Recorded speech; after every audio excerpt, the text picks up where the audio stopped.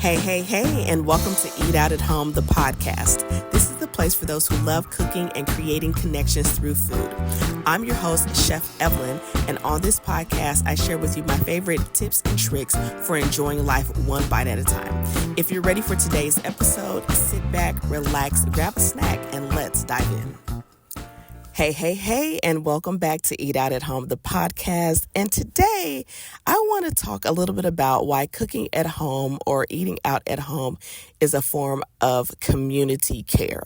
So I've talked before about, the true cost of convenience. And one of the things that I have lightly spoken about is that when we are not cooking at home and we're not eating out at home, if you will, that we're losing that element of connectivity and community and relationships. And I gave the example, I was like, if you're eating in your car, if you're always eating on the go, that we lose those relationships that can be had around a table, whether it's with your family, whether if you have children, whether it's with a spouse, whether it's with a significant other, whether it's with your friends, whether it's with your associates, if you're in some kind of community group or organization, even if you're someone who wants to create, it doesn't even have to be a close-knit community, but you want to have a good working relationship with your peers in your industry or at your place of work, that eating and sharing a meal together is one of the best ways to create community. And so I want to talk about that a little bit today because, right now in the United States, there's so much talk about this loneliness epidemic. And there's also a lot of conversation around us not having third spaces. And I was having a conversation with a friend the other day. Ironically, she came over to cook for me, which is such a treat and a rare occurrence. And I'll get to that in a second, but I was elated to have somebody cook for me. Y'all just don't know. Can I just digress for a second? Y'all just don't know. You just don't know that as a chef, to get someone who is willing and able, okay, both things are important, to cook for you and turn out something delicious is such a treat. And I never judge people's food. I never critique. I'm just so grateful that they want to cook for me and that they do. So I'm excited about that. But we were having this conversation and she was like, tell me more about this third space. I said, well, if you think back, 30 years ago, if you think back to like the 80s and 90s, right, people, your home is your first space. For a lot of people, their job or their place of employment was their second space. Maybe their church or their synagogue or their mosque was their third place. Maybe your gym was your fourth place. If you were, someone that was involved in your local community, maybe your library was your fifth space, or all of those different things outside of home and work could be considered third spaces. It's a place that you frequent often and you build relationships, right? Even someone, the context of your neighborhood could be considered a third space. It's something other than your own personal residence and your place of work.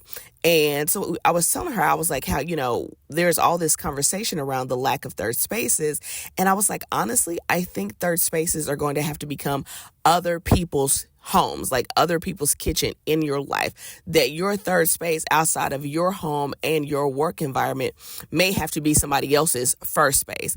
And I said, especially with the increase in remote working and working from home and the increase in entrepreneurship and being self-employed and being able to work from anywhere, I was like, the workplace isn't even a valid second space anymore.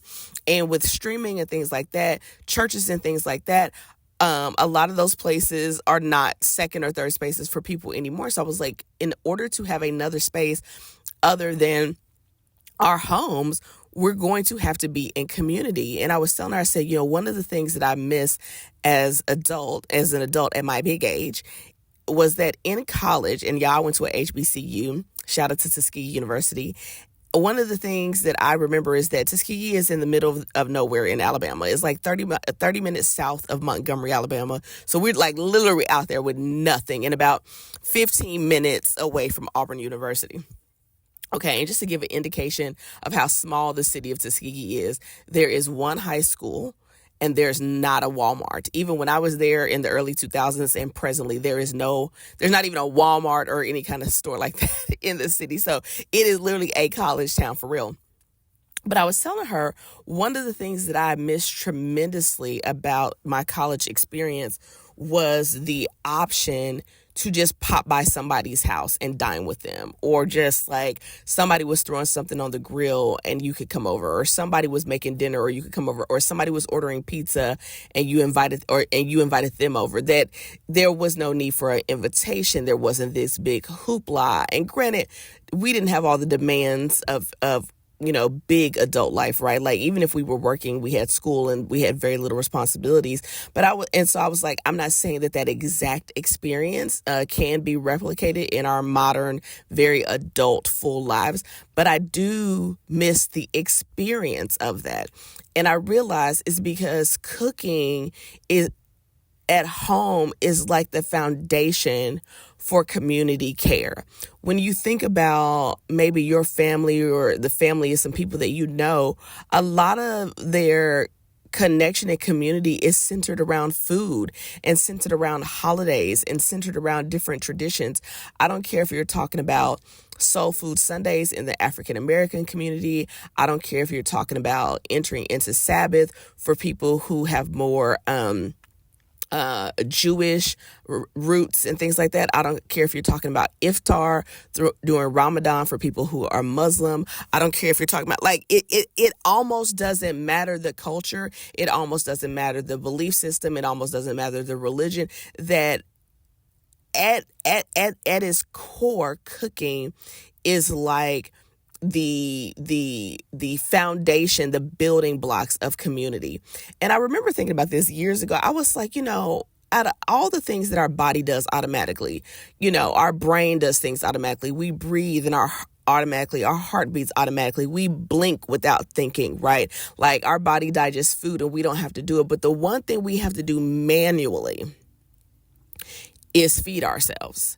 And we have to do it more than once a day on average, right? And I was like, it's such an interesting thing in our ecosystem that is the way our bodies have been designed and evolved, that all of these other things are automatic, but feeding ourselves has to be manual, and it requires effort and input on our part.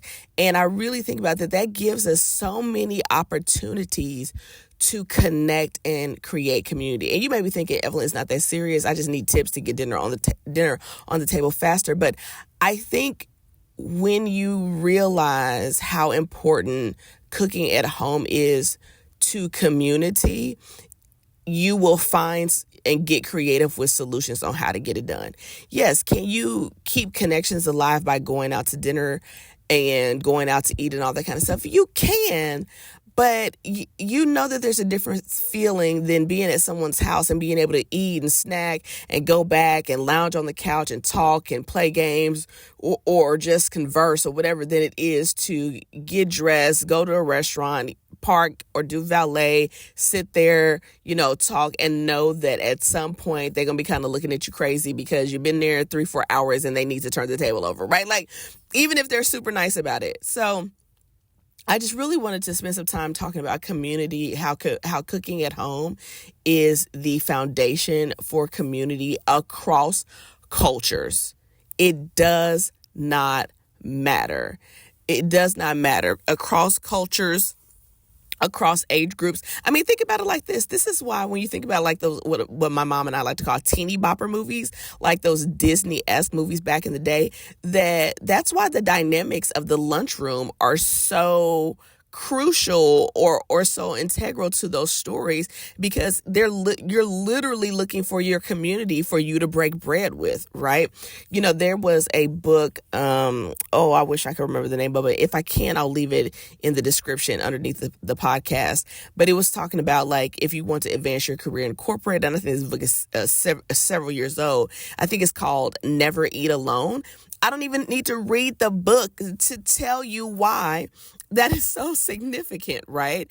And so I feel like if there are people in your life that who are experiencing loneliness, who feel like they've got cabin fever because they're stuck in the house all the time, or if you work from home and you work out at home and you do all the things, I cannot I cannot encourage you enough to really think about inviting somebody over on a Wednesday, on a Tuesday, on a Thursday, on a Monday even. It doesn't have to be the weekend. It doesn't have to be elaborate. The table doesn't have to be set. There doesn't have to be serving platters, all of this. I encourage you to really invite people into your life just to dine with you. And what sparked this episode was that I was having a really, really bad week last week. Just lots of life stuff going on. And one of my friends reached out to me and said, you know what, I'm gonna pick something up and I'm gonna bring you dinner to your house.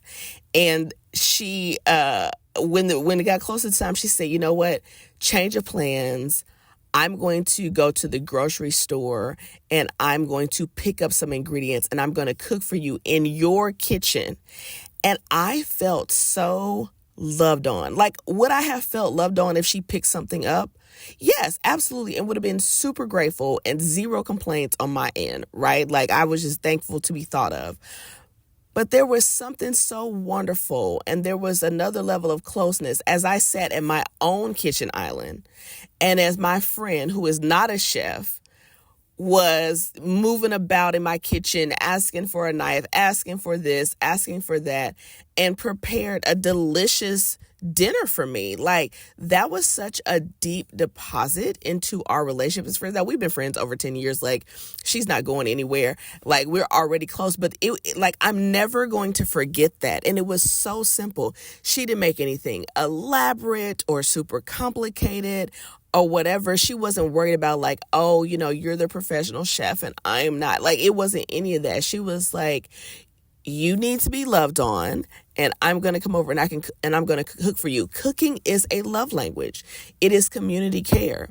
So that's all I kind of wanted to say about that today, is that I really want to encourage you, big or small, whether it's convenient or not, to really look at, are you losing out on community in lieu of convenience? Are you losing out on community by not cooking at home?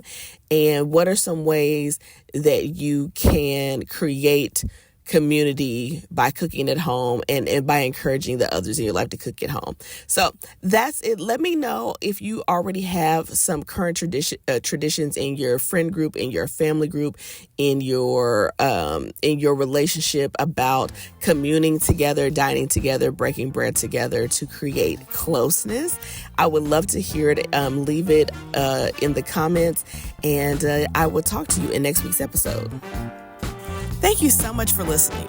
If you're ready to start cooking at home consistently, make sure you join the Eat Out at Home Challenge. Visit chefevelyn.com/challenge for all of the details. If you're curious about what I'm cooking in between episodes, make sure to give me a follow on YouTube, Instagram, TikTok, and Facebook for some delicious behind the scenes. And if you enjoyed this episode, please head on over to Apple Podcasts and Spotify to leave us a review. Remember, eating out at home allows you to cook better, eat healthier, save money, and create community. And most importantly, cooking at home is the ultimate form of self-care. I'll see you in the next episode.